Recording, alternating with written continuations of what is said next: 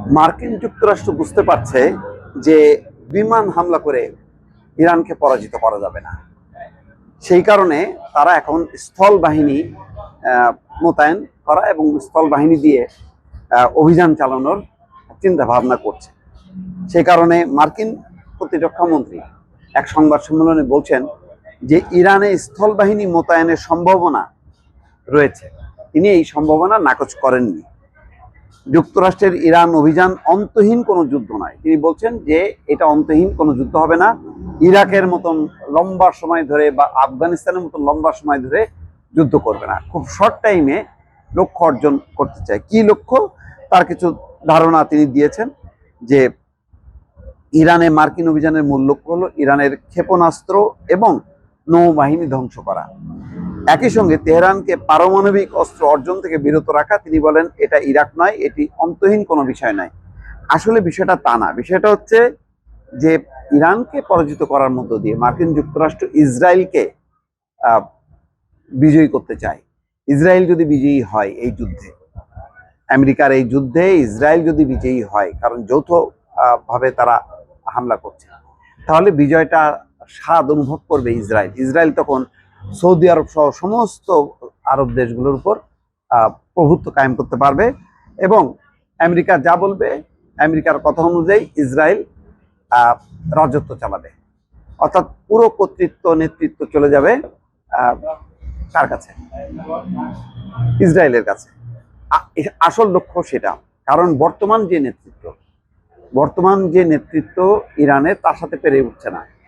এত ক্ষয়ক্ষতি, প্রধান ধর্মীয় নেতা নেই, প্রতিরক্ষা মন্ত্রী নেই, সেনা প্রধান নেই, আরো অনেকেই নেই, 40-42 জন। খামেনি শুধু নিজে মারা যাননি, তার স্ত্রী মারা গেছেন, তার জামাই মারা গেছে, মেয়ে মারা গেছে, নাতি মারা গেছে। তারপরও তার পরপরই যে হামলা করেছে তাতে তারা বিস্মিত হয়েছে। তারা মনে করেছিল প্রথম দফায় এই হামলার পর ভেঙে পড়বে ইরান এবং আত্মসমর্পণ করবে, কিন্তু আত্মসমর্পণ করেনি। আত্মসমর্পণ না করাতে এখন আমেরিকা তো মাথায় বাজ পড়েছে। তারা ভাবছে যে এই যুদ্ধটা কিভাবে চালাবে। শত শত বিমান আক্রমণ করেও ইরানকে পরাস্ত করা যাচ্ছে না, বরং পুরো মধ্যপ্রাচ্য অস্থির করে রেখেছে ইরান আমেরিকার লক্ষ্যস্থল এবং যারা ইরানের সাথে বেইমানি করছে তাদেরকে একযোগে শায়েস্ত করছে।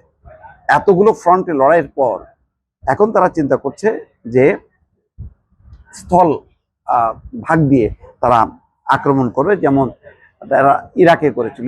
ইরাকে একই সঙ্গে বিমান হামলা করে পারেনি, তারা স্থল ভাগ দিয়ে তারা অভিযান শুরু করেছিল।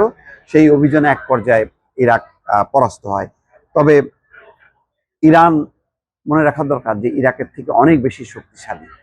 ফলে বিষয়টা যে এত সহজ না, হয়তো আর 2-1 দিনের মধ্যেই টের পাবে আমেরিকা। মার্কিন প্রতিরক্ষা মন্ত্রী বলছেন যে বর্তমানে ইরানে মার্কিন স্থল বাহিনী নেই, তবে তিনি ভবিষ্যৎ স্থল বাহিনী মোতায়েনের সম্ভাবনা নাকচ করেননি।